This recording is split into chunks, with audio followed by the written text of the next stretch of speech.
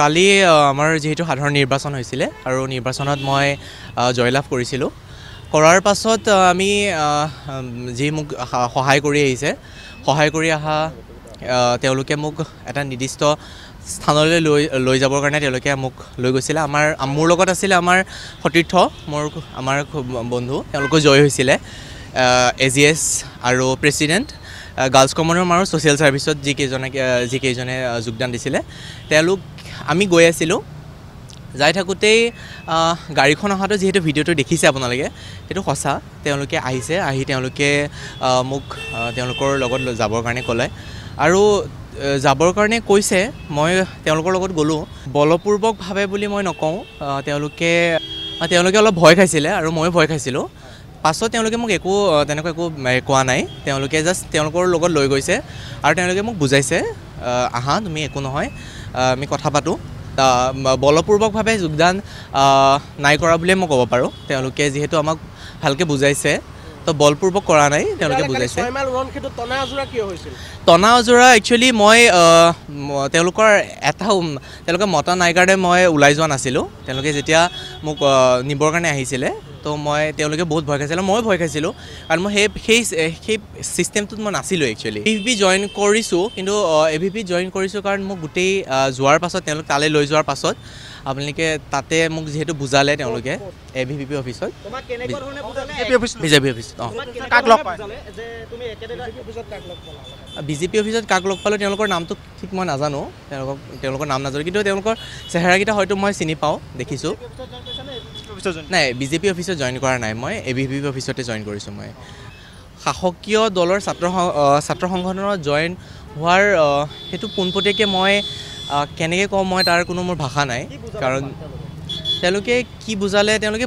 ভালেই কৈছে যে তুমি আহা আমাৰ লগত জইন হোৱা এনেকৈ কৈছে বাকী তেনেকৈ একো কোৱা নাই NSYত মই তেনেকৈ জইন হোৱা নাছিলোঁ মই ইলেকশ্যনৰ কাৰণে মই দুইটা পাৰ্টি AVPটো মই জইন হোৱা নাছিলোঁ নাই সেইটো সম্ভৱেই নহয় মই তেওঁলোকৰ লগত কথা পতা নাই মই খালি এটা জানো যে হয়তো মোক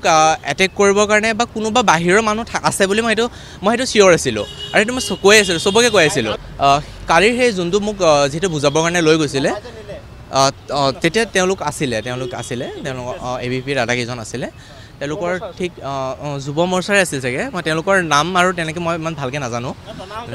নাই টনা আজোৰা হোৱা নাই তেওঁলোকে যিহেতু মোক নিবৰ কাৰণে আহিছিলে আৰু চবে ভয় খাইছিলে ইনফেক্ট মই নিজেও ভয় খাইছিলোঁ আশা ছাত্ৰ ছাত্ৰীৰ মই ইলেকশ্যন উঠিছোঁ অকল ছাত্ৰ ছাত্ৰীৰ কাৰণে কোনো পাৰ্টীৰ কাৰণে নহয় মই সেইটো আগতো কৈছোঁ মই কোনো পাৰ্টীৰ কাৰণে মই কোনো মানে পাৰ্টীক জয় কৰিবৰ কাৰণে মই ইলেকশ্যন উঠা নাই উঠাইছোঁ জইন কৰিব লগা হোৱাৰ